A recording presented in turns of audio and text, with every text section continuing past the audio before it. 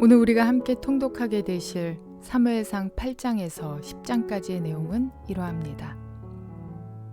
어느덧 하나님의 사람 사무엘도 늙어서 지도자의 사명을 감당하기 어려워졌습니다. 그래서 보다 좋은 제사장 제도를 버리고 왕정 제도를 고집한 이스라엘에게 하나님은 초대왕으로 사울을 선택해 세워주십니다. 그래서 8장은 왕을 요구하는 이스라엘 백성, 그리고 9장은 왕으로 선택된 사울의 이야기, 마지막으로 10장은 왕으로 세움받는 사울의 이야기가 기록되어 있습니다. 이러한 내용들을 기억하셔서 통독에 도움이 되시기를 바랍니다. 사무엘상 8장. 사무엘은 늙자 자기의 아들들을 이스라엘의 사사로 세웠다. 맏아들의 이름은 요엘이요 둘째 아들의 이름은 아비야다. 그들은 브엘세바에서 사사로 일하였다. 그러나 그 아들들은 아버지의 길을 따라 살지 않고 돈벌이에만 정신이 팔려 뇌물을 받고서 치우치게 재판을 하였다. 그래서 이스라엘의 모든 장로가 모여서 라마로 사무엘을 찾아갔다. 그들이 사무엘에게 말하였다. 보십시오. 어른께서는 늙으셨고 아드님들은 어른께서 걸어오신 그 길을 따라 살지 않습니다. 그러므로 이제 모든 이방 나라들처럼 우리에게 왕을 세워주셔서 왕이 우리를 다스리게 하여 주십시오. 그러나 사무엘은 왕을 세워 다스리게 해달라는 장로들의 말에 마음이 상하여 주님께 기도를 드렸더니 주님께서 사무엘에게 말씀하셨다. 백성이 너에게 한 말을 다 들어주어라. 그들이 너를 버린 것이 아니라 나를 버려서 자기들의 왕이 되지 못하게 한 것이다. 그들은 내가 이집트에서 데리고 올라온 날부터 오늘까지 하는 일마다 그렇게 하여 나를 버리고 다른 신들을 섬기더니 너에게도 그렇게 하고 있다.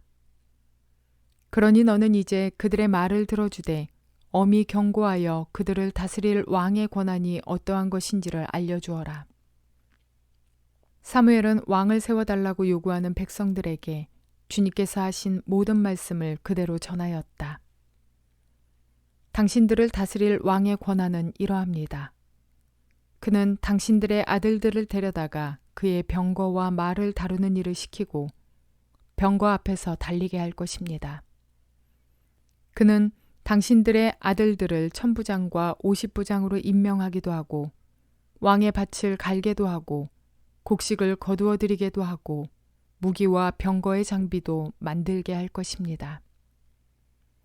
그는 당신들의 딸들을 데려다가 향유도 만들게 하고 요리도 시키고 빵도 굽게 할 것입니다.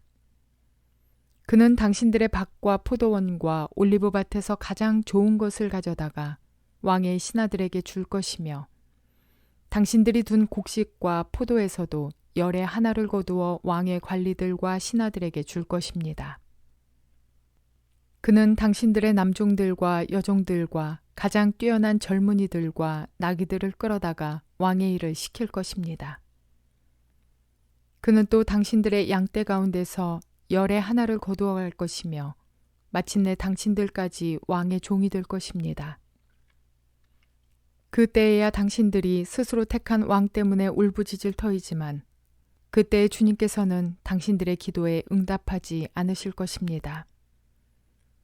이렇게 일러주어도 백성은 사무엘의 말을 듣지 않고 말하였다. 그렇지 않습니다. 우리에게도 왕이 있어야 되겠습니다.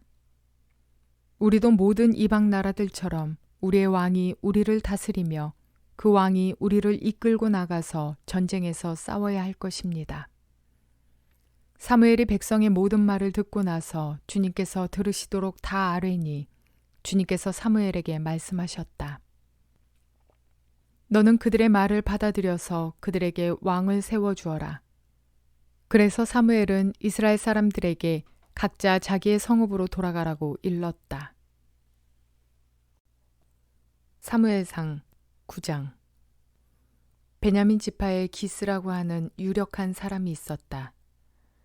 그의 아버지는 아비엘이고 할아버지는 수롤이고 그 윗대는 베고라시고 그 윗대는 아비아인데 베냐민 사람이다. 그에게는 사울이라고 하는 아들이 있었는데 잘생긴 젊은이였다. 이스라엘 사람들 가운데 그보다 더 잘생긴 사람이 없었고 키도 보통 사람들보다 어깨 위만큼은 더 컸다. 그런데 사울의 아버지 기스는 자기가 기르던 암나귀들 가운데서 몇 마리를 잃고서 자기 아들 사울에게 종을 하나 데리고 가서 암나귀들을 찾아보라고 말하였다. 사울은 종을 데리고 에브라임 산간 지역과 살리사 지방으로 두루 다녀 보았으나 찾지 못하였다. 사알림 지방까지 가서 두루 다녀 보았으나 거기에도 없었다. 베냐민 지방도 다녀보았으나 거기에서도 찾지 못하였다. 그들이 숲 지방으로 들어섰을 때에 사울이 자기가 데리고 다니던 종에게 말하였다. 그만 돌아가자. 아버지께서 암나귀들보다 오히려 우리 걱정을 하시겠다. 그러자 그 종이 그에게 말하였다. 보십시오. 이 성읍에는 하나님의 사람이 한 분 계시는데 존경받는 분이십니다. 그가 말하는 것은 모두 틀림없이 이루어진다고 합니다. 그러니 이제 그리로 가보시는 것은 어떨는지요?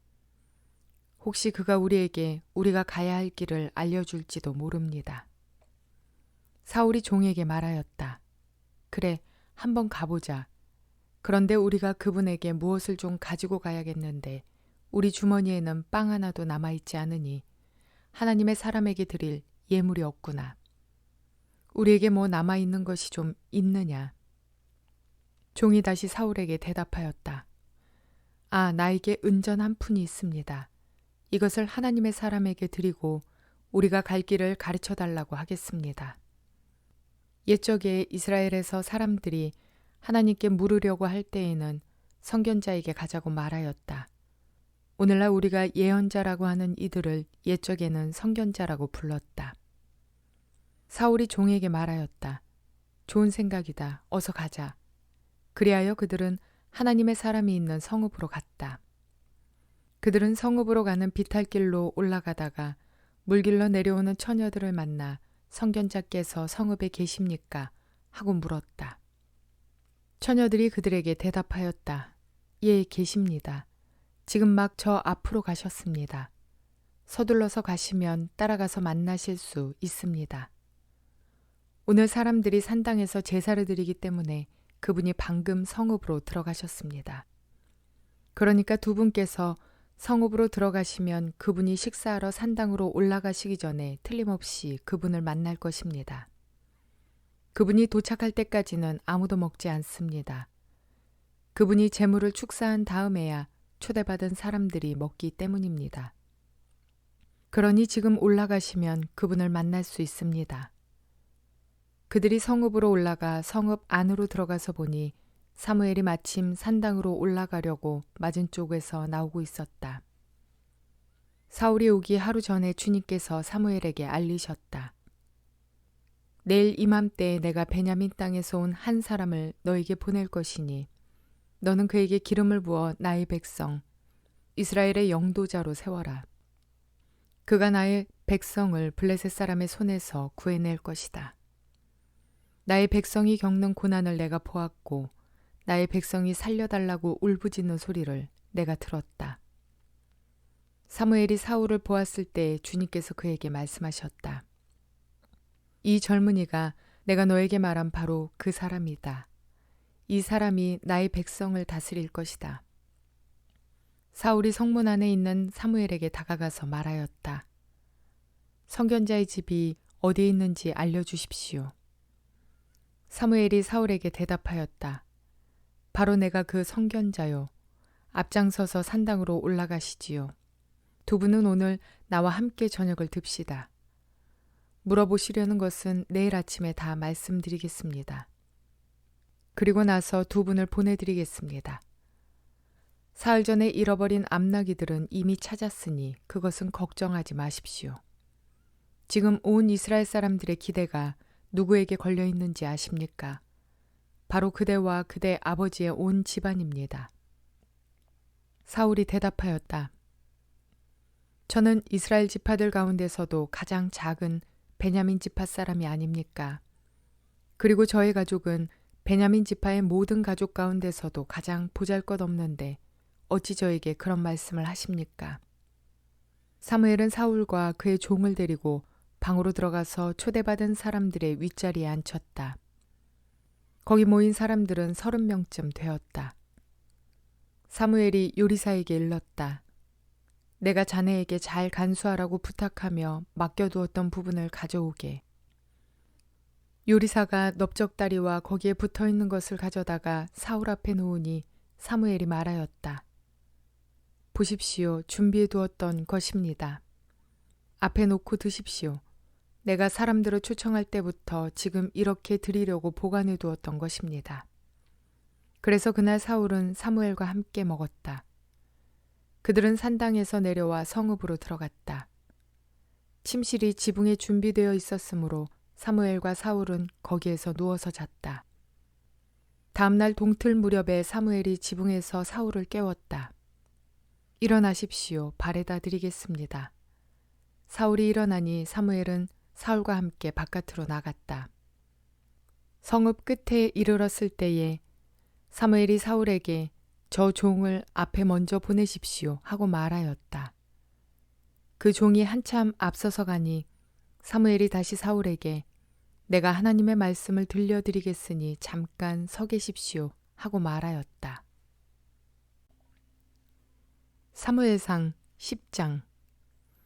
사무엘이 기름병을 가져다가 사울의 머리에 붓고 그에게 입을 맞춘 다음에 이렇게 말하였다. 주님께서 그대에게 기름을 부으시어 주님의 소유이신 이 백성을 다스릴 영도자로 세우셨습니다. 오늘 나를 떠나서 가시다가 베냐민 지역 셀사에 이르시면 라헬의 무덤 근처에서 두 사람을 만나실 터인데 그들은 그대의 부친이 찾으러 다니던 암나귀들은 벌써 찾았고 부친께서는 암나귀들 걱정은 놓으셨지만 이제 오히려 아들과 종의 일이 걱정이 되어 찾고 계신다고 말할 것입니다. 또 거기에서 더 가다가 다볼의 상수리 나무에 이르면 거기에서 하나님을 뵈려고 올라가는 세 사람을 만날 것입니다. 한 사람은 염소 새끼 3마리를 데리고 가고 한 사람은 빵 3덩이를 가지고 가고 또 한 사람은 포도주 가죽 부대를 하나 메고 갈 것입니다. 그들이 그대에게 안부를 묻고 빵 2덩이를 줄 것이니 그것을 받으십시오. 그런 다음에 그대는 하나님의 산으로 가십시오. 그곳에는 블레셋 수비대가 있습니다. 그곳을 지나 성읍으로 들어갈 때에 검은고를 뜯고 소구를 치고 피리를 불고 수금을 뜯으면서 예배 처소에서 내려오는 예언자의 무리를 만날 것입니다. 그들은 모두 춤을 추고 소리를 지르면서 예언을 하고 있을 것입니다. 그러면 그대에게도 주님의 영이 강하게 내리어 그들과 함께 춤을 추고 소리를 지르면서 예언을 할 것이며 그대는 전혀 딴 사람으로 변할 것입니다. 이런 일들이 그대에게 나타나거든 하나님이 함께 계시는 증거이니 하나님이 인도하시는 대로 따라하십시오. 그대는 나보다 먼저 길갈로 내려가십시오. 그러면 나도 뒤따라 그대에게 내려가서 번제와 화목제물을 드릴 것이니 내가 갈 때까지 이랫동안 기다려 주십시오. 그때 가서 하셔야 할 일을 알려드리겠습니다. 사울이 사무엘에게서 떠나려고 몸을 돌이켰을 때에 하나님이 사울에게 새 마음을 주셨다. 그리고 사무엘이 말한 그 모든 증거들이 그날로 다 나타났다. 사울이 종과 함께 산에 이르자 예언자의 무리가 그를 맞아주었다. 그때 하나님의 영이 그에게 세차게 내리니 사울이 그들과 함께 춤추며 소리를 지르면서 예언을 하였다. 이전부터 그를 알던 모든 사람들을 보니 사울이 과연 예언자들과 함께 그렇게 예언을 하는 것이 아닌가. 그래서 그들이 기스의 아들에게 무슨 일이 일어났는가, 사울이 예언자가 되었는가 하고 서로 말하였다. 거기에 사는 한 사람이 다른 예언자들은 어떻습니까? 그들의 아버지가 누구라고 생각하십니까?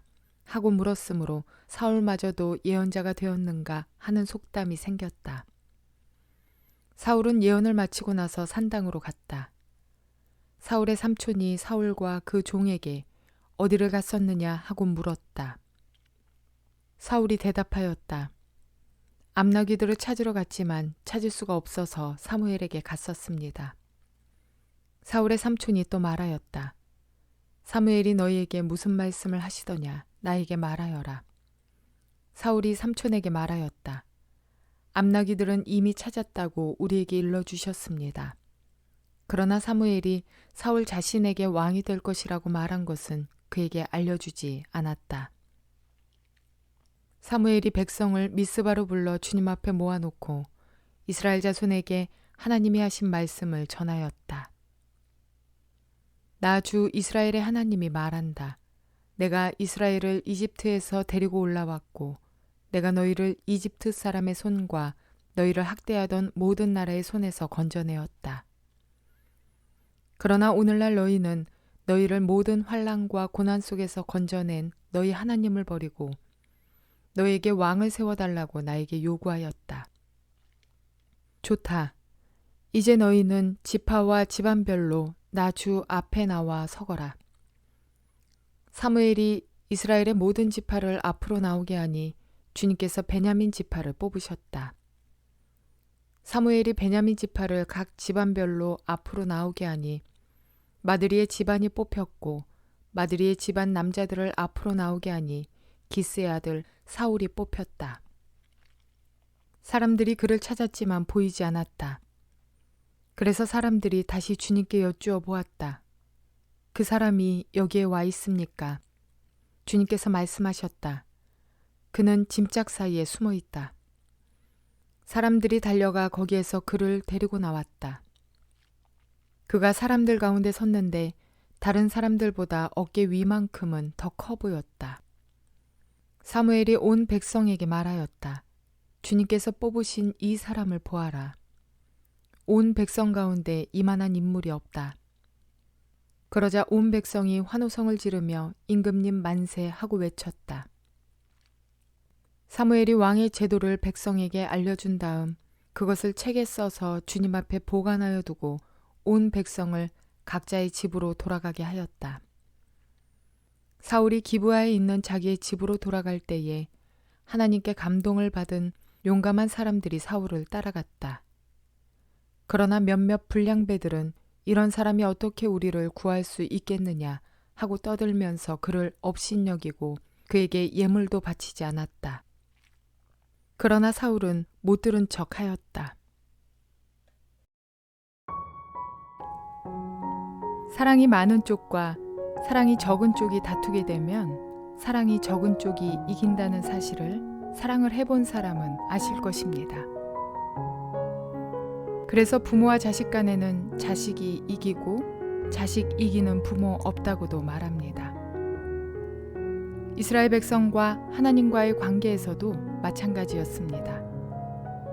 사랑이 많으신 하나님께서 왕정을 고집하는 이스라엘 백성들의 요구에 어쩔 수 없이 손을 들어주신 것입니다. 그러나 왕정 제도와 제사장 제도에는 큰 차이를 갖습니다. 왕정 제도는 왕의 다스림을 받아야 하지만 제사장 제도는 하나님의 다스림을 받게 됩니다. 왕정 제도는 왕권을 중심으로 돌아가지만 제사장 제도는 백성을 중심으로 돌아갑니다. 왕정 제도는 계급 체제의 사회를 구성하지만 제사장 제도는 어우러지는 공동체 사회를 구성합니다. 왕정 제도가 강자 중심의 명령 체제라면 제사장 제도는 사회적 약자 배려가 우선인 체제입니다. 이렇게 왕정 제도의 사회는 결국 가난한 자와 억울한 자들을 발생시키고 불공평한 사회를 만들고 맙니다. 이후 지금까지도 왕이 대통령이라는 이름만 바뀌었지 여전히 권력을 쥔 자들이 하나님 중심이 아닌 이상 불공평과 가난함과 억눌린 자들이 더 많은 세상입니다. 그러나 우리 모두 각자가 믿음의 제사장 되어서 예수 그리스도를 통해 세상과 싸우는 세상의 방법이 아니라 하나님의 방법으로 하나님 나라를 세워가는 통로가 되는 줄 믿습니다. 온전한 통치자 여호와만을 의지하며 살아가는 저와 여러분 모두가 되시기를 주님의 이름으로 축원을 드립니다.